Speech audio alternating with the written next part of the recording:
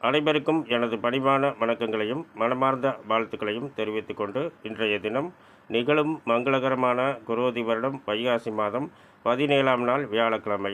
நல்ல நேரம் காலை 9:15 முதல் 10:15 வரை, மதியம் 1 மணி முதல் 1:30 வரை, மாலை 4:30 முதல் 6 மணி வரை, இரவு 6 மணி முதல் 7 மணி வரை. சூளம் தெற்கு, பரிகாரம் தைலம்.